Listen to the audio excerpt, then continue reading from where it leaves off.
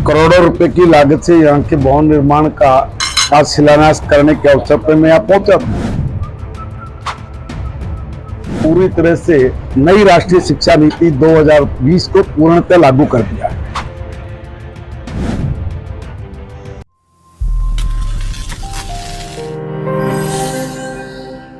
हरियाणा के शिक्षा मंत्री शुक्रवार को सोहना में पहुंचे, जिन्होंने भोंडसी के सीनियर सेकेंडरी स्कूल से करोड़ों रुपए की लागत से बनाए गए 3 स्कूलों के भवनों का शिलान्यास किया। जिन स्कूलों के भवनों का शिलान्यास किया गया है उनमें भोंडसी गांव का स्कूल, दमदमा गांव का स्कूल, बगवाल पहाड़ी गांव का स्कूल शामिल है। इस मौके पर शिक्षा मंत्री ने लोगों को संबोधित करते हुए कहा कि हरियाणा में नई शिक्षा नीति को लागू कर दिया गया है, जिससे शिक्षा के स्तर में सुधार होगा।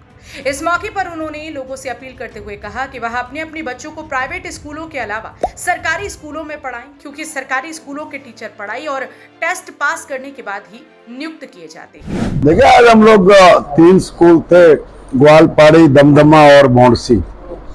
करोड़ों रुपए की लागत से यहाँ के भवन निर्माण का आज शिलान्यास करने के अवसर पर मैं यहाँ पहुंचा था। और शिलानी में भी अपने मित्र के घर चाय पानी पे मैं आया था।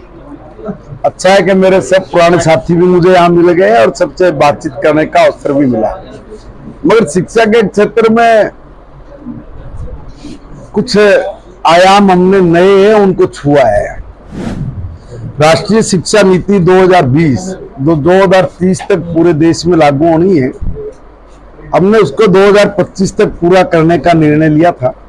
आज मैं जब यहाँ खड़ा हूं तो मैं कह सकता हूं कि हमने पूरी तरह से नई राष्ट्रीय शिक्षा नीति 2020 को पूर्णतः लागू कर दिया।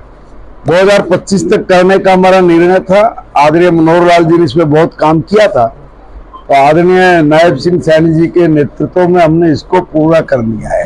आपको दिखाई दे रहा ये नजारा सोहना के जाट बामुल्ले गांव सिलानी का है, जहां पर आप देख सकते हैं कि ग्रामीणों द्वारा शिक्षा मंत्री को फूलों की माला पहनाकर, पगड़ी बांधकर, शॉल ओढ़ाकर व चांदी का मुकुट पहनाकर भव्य स्वागत किया जा रहा है। दरअसल मंत्री जी भोंडसी से जिला परिषद के वाइस चेयरमैन ओम प्रकाश के साथ उनके साथ ही सिलानी गांव में वाइस चेयरमैन के घर पहुंचे थे। इस मौके पर वाइस चेयरमैन द्वारा गाँव सिरमतला में पूर्व मुख्यमंत्री मनोहर लाल खट्टर द्वारा की गई कॉलेज बनाने की घोषणा को पूरा कराने गई कई मिडिल स्कूलों को मिडिल से सीनियर सेकेंडरी स्कूल का दर्जा देने, स्कूलों की इमारतों का कायाकल्प कराने जैसी मांगों को रखा गया, जिन मांगों को मंत्री जी ने जल्द पूरा करने का आश्वासन भी ग्रामीणों को दिया है।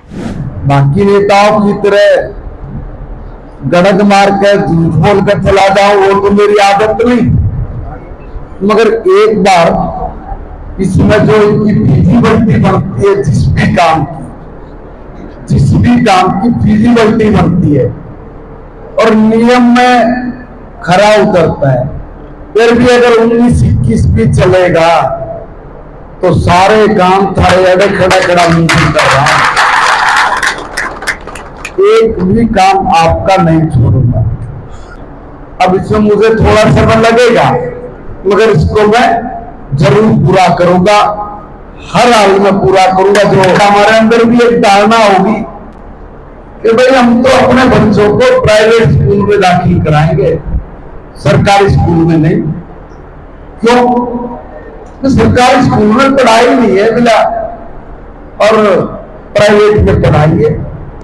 मैं एक निवेदन कर रहा हूं, प्राइवेट स्कूल में किस क्वालिटी के टीचर हैं ये आपने कभी नहीं पूछा होगा, कभी भी नहीं पूछा होगा।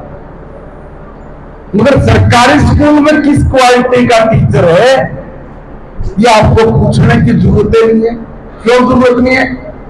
क्योंकि उसमें ऑलरेडी बहुत सी टेस्ट, पुराने डिग्री, नेट क्लियर हो, फिर नहीं क्या क्या है ना, ये सारी चीजें क्लियर करने के बाद ही पेपर एग्जाम देकर तब, और जब पास होकर मास्टर आ गए। बता दें कि सिलानी गांव में आयोजित किए गए शिक्षा मंत्री के सम्मान समारोह के दौरान वाइस चेयरमैन द्वारा रखी गई मांगों को लेकर शिक्षा मंत्री ने कहा कि जो मांगे रखी गई हैं, अगर वो मांगे वाजिब हैं और नियमों को पूरा करती हैं तो उनको जल्द पूरा कराया जाएगा। इस मौके पर कई गांवों के सरपंच, जिला परिषद के पार्षद, ब्लॉक समिति के चेयरमैन सहित इलाके के मौजूद लोग मौजूद रहे।